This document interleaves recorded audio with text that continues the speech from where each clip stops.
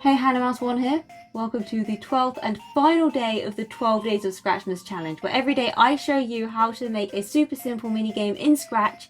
And for part 12, we're going to be making the game Can't Catch Me, where you play a gingerbread man and have to make sure that he avoids the bakers and doesn't get baked. I'm assuming that you've completed all the parts up till now, and if you haven't, that is linked down below so you can do all of those before doing this one. But if you've already done that, let's jump right in. So for the final time, go to the Start Game message receiver, and in this final empty else function that we have down here, what we want to do is set game state to 0 and set variable 1 to 1. Then we need a wait block, waiting 1 second. Then we want to create clone of game sprite 2. Then we need a repeat until loop, repeating until game is equal to none.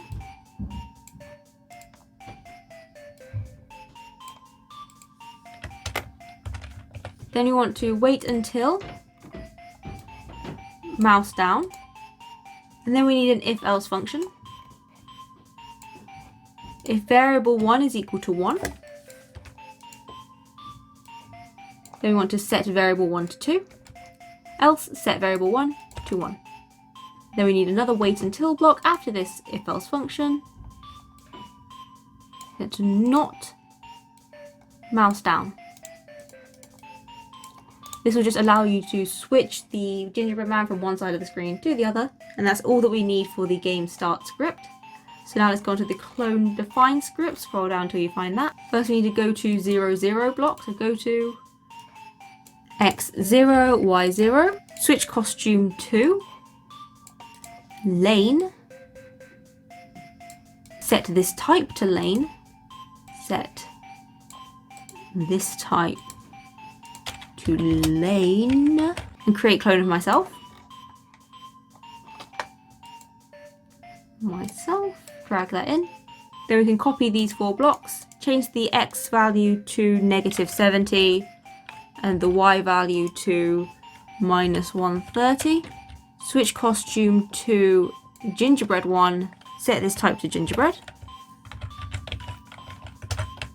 and just drag that in. So if we have a quick look, we now have the gingerbread man here, and all we need to do now is to make it so that he flips to one side of the screen to the other when you click. So let's go up to the when I start as a clone. So all that we need for this is an if statement, and we want the condition to be if this type is equal to gingerbread,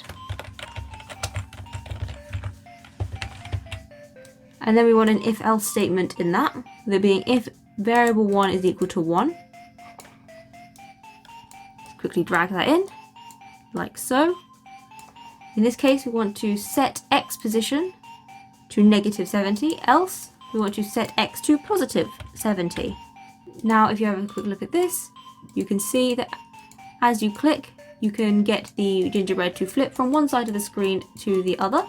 And now all that we need to do is have the bakers come down from the top of the screen. So for that, let's go to game sprite 2. So in the game is equal to 12 section, we need a switch costume to chef block and a set y to 188 block. Then we need an if else function, that being if pick random 1 to 2 is 1,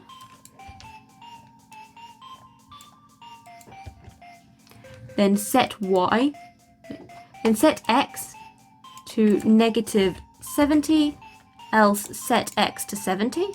So this way it lines up with the gingerbread man. So then we need a repeat until loop. So let's drag that in under there with an or operator and a less than operator in one side.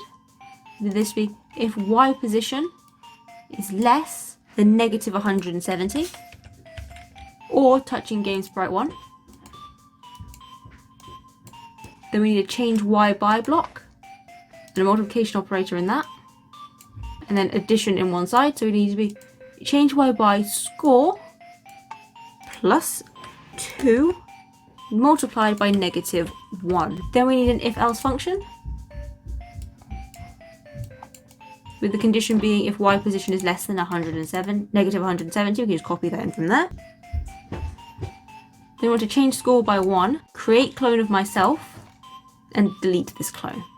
Else, wait 1 second, set game to none, drag that in, game none, and broadcast main menu. End the game if the player collides with one of the bakers. Let's give this a quick test, shall we?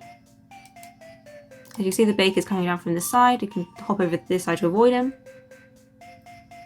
Yes, and as you can see, as your score goes up, the bakers get faster and faster. It looks like they're all one of them on that side right now. What's happening? Why are they all on there? Oh, there we go. Oh, now one's on this side, you have to flip over. Back on this side. They're really favouring that side, aren't they? It is completely random.